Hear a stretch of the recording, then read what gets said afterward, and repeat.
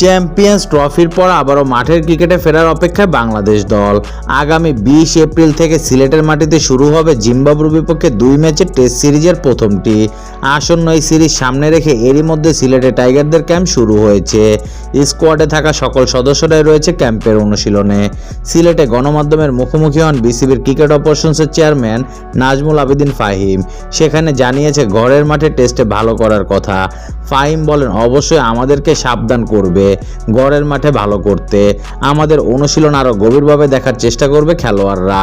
নিজেদের ঘরের মাঠে জেতাটা অন্য ধরনের একটা সন্তুষ্টি কাজ করে, সেটাও তাদের মাথায় নিশ্চয়ই থাকবে।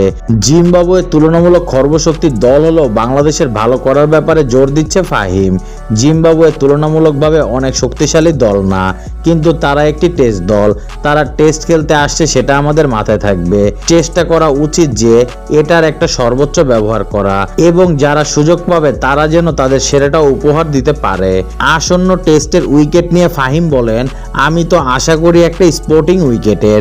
শুধু এই জন্য না, আমাদের ভালো একটা পেস বোলিং ইউনিট আছে। কারণ আমরা যদি সবকিছু মাথায় রাখি, দেশের খেলা বা দেশের বাইরের খেলা, আইসিসি ইভেন্টের খেলা, আমাদের সবাইকে ভালো খেলতে হবে। সেখানে স্পিন সহায়তা খুব বেশি থাকে না। ঘরের মাটিতে যেসব খেলা আছে এমন কন্ডিশনে খেলা উচিত যেখানে খেললে আমরা সব দিক থেকেই সুবিধা পাবো।